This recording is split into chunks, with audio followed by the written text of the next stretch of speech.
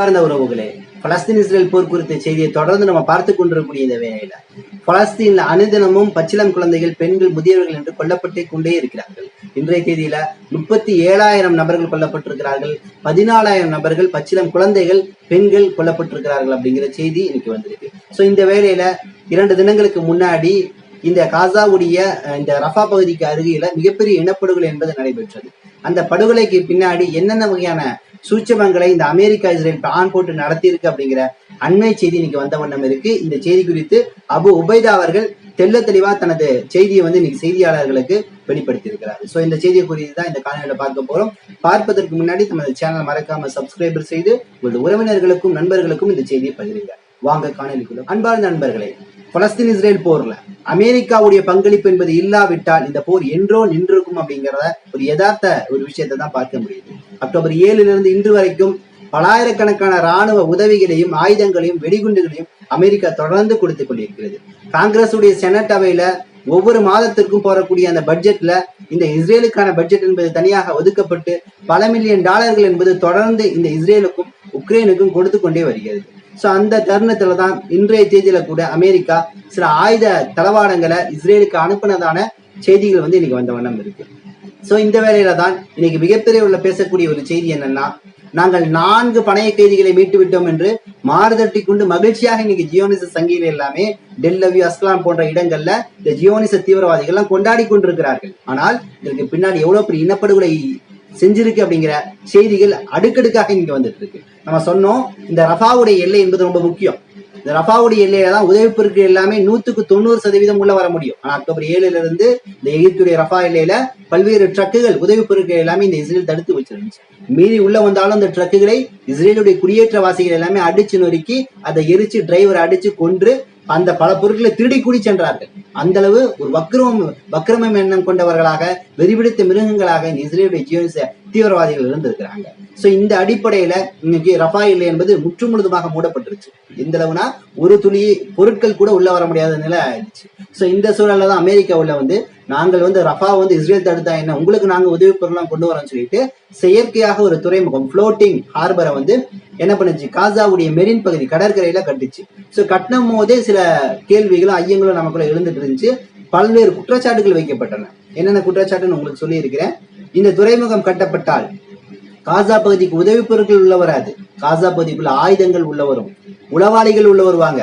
இங்க இருக்கக்கூடிய பலஸ்தீன் மக்களை எல்லாமே அந்த துறைமுகத்தின் வழியாக நாடு கடத்தி பல்வேறு மேற்கத்திய நாடுகள்ல கொண்டு போய் சிதறடிக்கப்படுவார்கள்.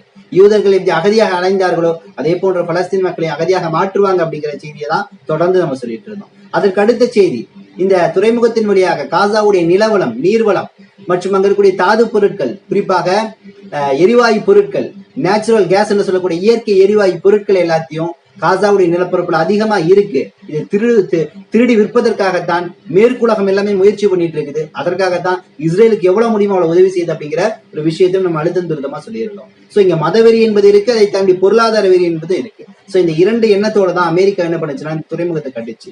சில நாட்களுக்கு முன்னாடி இந்த துறைமுகம் என்பது மிகப்பெரிய காற்று வீசி வெள்ளம் வந்தனால அந்த துறைமுகம் என்பது அடிச்சு கடலுக்குள்ள மூழ்கிருச்சு, பல பாகங்கள் எல்லாமே உடஞ்சு போயிருச்சு. இந்த இஸ்ரேலுடைய செய்தி தொடர்பாளரே வீடியோ காட்சியாக பதிவு செஞ்சு வெளியிட்டு இருந்தார். மீண்டும் இந்த துறைமுகம் என்பது அடுத்த சில வாரங்கள்லயும் மீண்டும் கட்டப்பட்டது. கட்டி முடிச்ச பின்னாடி நாங்கள் உதவி பொருட்களை உள்ள கொண்டு போறோங்கிற ஒரு அறிவிப்பை அமெரிக்கா வெளியிட்டுச்சு. சரி, உதவி பொருட்கள் தானப்பா உள்ள வரப்போகுதுன்னு ஆசையா இருந்தா அந்த உதவி பொருட்களோடு பல்வேறு ஆயுதங்களும் உள்ள போயிருக்குது. அப்படி போகும்போதுதான் என்ன இருக்குன்னா, கிட்டத்தட்ட 10 ட்ரக்குகள் இதுல பாத்தீங்கன்னா மனித உரிமை கழகங்கள் என்ற பெயர் பதிக்கப்பட்டு அந்த ஆடை அணிந்த, அதாவது மனித உரிமை ஆர்வலர்கள், உதவி பொருட்கள், அதாவது இந்த எய்டை கொண்டு போகக்கூடிய ஊழியர்கள், மனிதாபிமான உதவியாளர்கள் என்ற அந்த உடையை அணிந்து கொண்டு சில அமெரிக்க கருப்பாடுகள்லாம் உள்ள போகுது. இதுல ராணுவ துருப்புக்களும் இருக்கிறாங்க. சோ இவங்க உள்ள போன பின்னாடிதான் இந்த இனப்படுகொலை நடக்குது. நுஸ்ரத் முகாம், ரஃபாவுடைய சில எல்லைகள், மத்திய காசா, வடக்கு காசா பகுதியில மிகப்பெரிய தாக்குதல். இல்ல கிட்டத்தட்ட இன்றைய தேதி 210 நபர்கள் கொன்னு முடிச்சுட்டு அங்க இருக்கக்கூடிய பணைய கைதிகளை 4 பணைய கைதியை மீட்டுட்டு இன்னைக்கு நாங்க பணைய கைதியை காப்பாத்திட்டோம்னு சொல்லிட்டு மார்தட்டி பேசிட்டு இருக்கு. சோ இது உண்மை செய்தியை குறித்து தான் அபு உபைதா இன்னைக்கு தெளிவா பேசியிருக்கிறார். அபு உபைதா என்ன சொல்றாருன்னா, இவர்கள் உள்ள நுழைந்ததே அமெரிக்க உடையோடு தான், பச்சை உடையோட, இஸ்ரேலுடைய உடை கிடையாது. அப்ப முழுக்க அமெரிக்காவும் இஸ்ரேலும் ஒரு சதி செய்துதான் உதவி பொருட்கள் கொண்டு வரோம்னு சொல்லிட்டு உள்ள அமெரிக்கா இஸ்ரேலுடைய ராணுவங்களை உள்ள கொண்டு வந்து இந்த இனப்படுகொலை நிகழ்த்தி இருக்கு. மேலும் உணவுப் பொருட்களை அது உள்ள கொண்டு வரல, அந்த உணவுப் பொருட்களுக்குள்ள வெடிமருந்துகள் துப்பாக்கிகளை உள்ள வச்சு உள்ள கொண்டு வந்திருக்கு. கொண்டு வந்து எங்கள் கைவசம் இருந்த பணைய கைதிகள் மேல தாக்குதல் நடத்தி 4 பணைய கைதியை மீட்டிருக்கேன்னு சொல்லுது. ஆனா 4 பணைய கைதிகள் அவர் மீட்டால் கூட சில பணைய கைதிகள் அவர்கள் கொன்று விட்டு சென்றிருக்கிறார்கள். இதுவரையும் 50க்கும் மேற்பட்ட பணைய கைதிகள் அவங்க நாட்டை சார்ந்த குடிமக்களை கொன்றிருக்குது இஸ்ரேலுடைய படை. அமெரிக்க படையும் அப்படிதான் இன்னைக்கு வந்து செஞ்சிருக்கு அப்படின்னு சொல்லக்கூடிய ஆதாரத்தை அடுக்கடுக்காக அபூ உபைதா அவர்கள் வெளியிட்டுக் கொண்டே இருக்கிறார்கள். சோ அப்ப அடிப்படை நோக்கம் என்ன? இவர்கள் பணைய கைதியை மீட்பது நோக்கமே கிடையாது. சோ இந்த செய்தியை கேள்விப்பட்டதா அபூ உபைதாவுடைய பேச்சுக்கு அப்புறம் இந்த செய்தியை கேள்விப்பட்டனால இன்னைக்கு அமெரிக்கா இந்த உதவியை செஞ்சு இந்த மக்களை கொண்டிருக்குது, 4 பேரை காப்பாத்துறதுக்கு 210 பேரை கொண்டிருக்குன்னு கேள்விப்பட்ட பின்னாடி அமெரிக்கா இருக்கக்கூடிய மக்கள் எல்லாமே இன்னைக்கு வெள்ளை மாளிகையை சுற்றி மிகப்பெரிய ஆர்ப்பாட்டம் எடுத்துட்டு இருக்கிறாங்க. ஜோ பைடன் பதவி விலக வேண்டும் என்று சொல்றாங்க. ஜோ பைடனுடைய அரசுக்கு கீழே இருக்கக்கூடிய அதிகாரிகள் 8 நபர்கள் பதவி விலகி இருக்கிறாங்க. கிட்டத்தட்ட வெள்ளை மாளிகை முழுக்கவே சொல்லப்பட்டு விட்டது.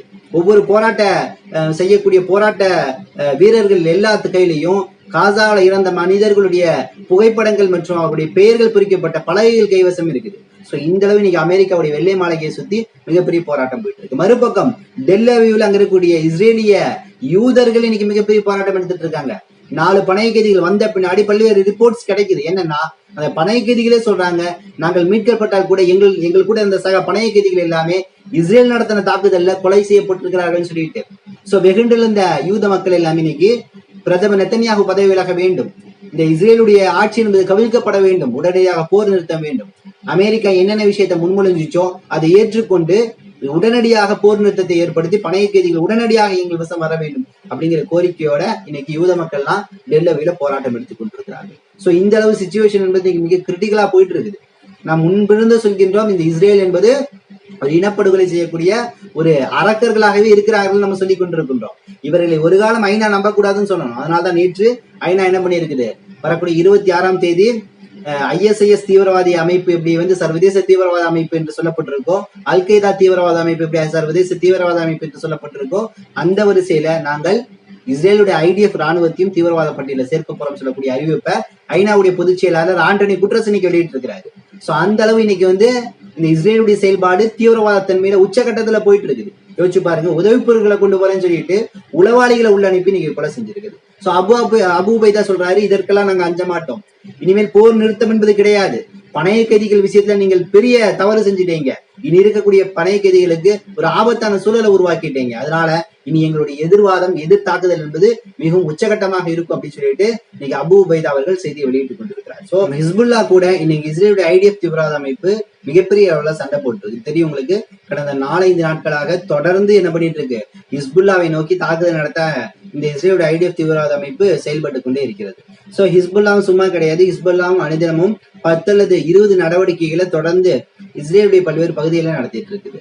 எதிர்த்தாக்குதலாக இந்த இஸ்ரேலுடைய IDF தீவிரவாத அமைப்பு லெபனான் இருக்கக்கூடிய பொதுமக்கள் மேல தாக்குதல் நடத்தியிருக்கு. இன்றைய தினம் ஒரு மார்க்கெட்ல நடந்த தாக்குதல்ல 2 பச்சிளம் குழந்தைகள் 2 பெண்கள் இறந்திருக்கிறாங்க அப்படிங்கிற அண்மை செய்தி வருது. சோ லெபனான் மக்கள் மேல இனப்படுகொலை செய்யக்கூடிய அந்த மோட்டிவேஷன்ல செயல்பட்டு கொண்டிருக்கிறது. ஏன்னா சில வாரங்களுக்கு முன்னாடி இந்த IDF தீவிரவாத அமைப்பை சார்ந்தவர்கள் என்ன சொல்றாங்கன்னா, காசா எந்த அளவு இனப்படுகொலைக்கு ஆளாயிருக்கும், சோ காசாவை போலவே நாங்கள் லெபனானை மாற்றுவோம் அப்படின்னு சொல்லக்கூடிய ஒரு செயல்பாட்டோடு இன்னைக்கு வந்து ஹிஸ்புல்லா கூட போர் செய்யுது. ஆனா இந்த போர்ல மிகப்பெரிய சிக்கல் என்ன இருக்குன்னு கேட்டீங்கன்னா, சர்வதேச போர் வல்லுநர்கள் என்ன சொல்றாங்கன்னா, ஹிஸ்புல்லா கூட தொடர்ந்து இவங்க போர் செஞ்சாங்கன்னா ஹிஸ்புல்லாவை பாதுகாப்பதற்காக ஈரான் நேரடியாக களத்துக்கு வரக்கூடிய வாய்ப்பு இருக்கு. சோ ஈரான் நேரடியாக வரும் அல்லது ஈரானுடைய ஆக்சஸ் ஆஃப் ரெசிஸ்டன்ட் அமைப்புகளை சார்ந்த போராட்ட வீரர்களே ஹிஸ்புல்லாவோட வந்து ஜாயின் பண்ணிடுவாங்க. அந்த அளவு என்ன ஆயிட்டு இருக்கு, இந்த மத்திய கிழக்குல மிகப்பெரிய அளவில் இந்த போர் என்பது போயிட்டு இருக்குது. சோ ஹிஸ்புல்லா கூட போர் செய்வதை இஸ்ரேல் நிறுத்தலையாட்டி இஸ்ரேல் அடுத்த கட்டமாக முழுமையாக அழிந்து விடும் என்ற அளவுக்கான செய்திகளை இன்னைக்கு வந்து போர் வல்லுநர்களா சொல்லிக் கொண்டிருக்கிறார்கள். அடுத்து ஹிஸ்புல்லா கையில இருக்கக்கூடிய கமிகாசி ட்ரோன்கள்ல மொத்தம் ஒரு 10 ட்ரோன் எல்லாமே இன்னைக்கு இஸ்ரேலுடைய சில இடங்கள் மேல தாக்குதல் நடத்தியிருக்கு.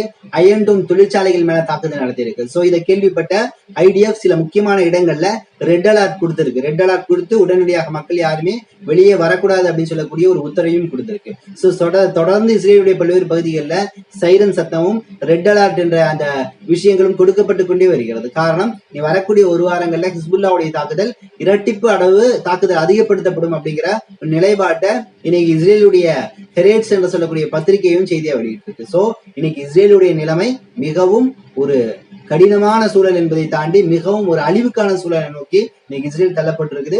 இந்த நிலைப்பாட்டில இருந்து இவங்க மீறணும் அப்படின்னா நிச்சயமாக தனி பலஸ்தீனை ஏற்றுக்கொள்ளாத வரை இவர்களுக்கான பிரச்சனை என்பது ஓயாது. இவர்கள் பாதுகாப்பான சூழலையும் இருக்க மாட்டாங்க.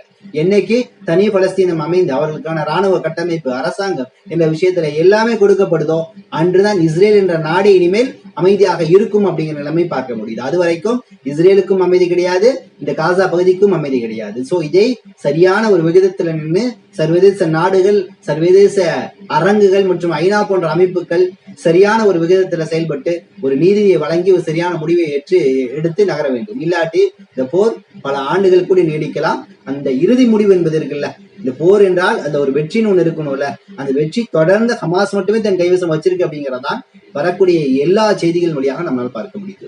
இன்னும் சில தகவல்களை திரட்டிக் கொண்டு இன்ஷா அல்லாஹ் விரைவில் வந்து உங்களை சந்திக்கின்றேன். நன்றி.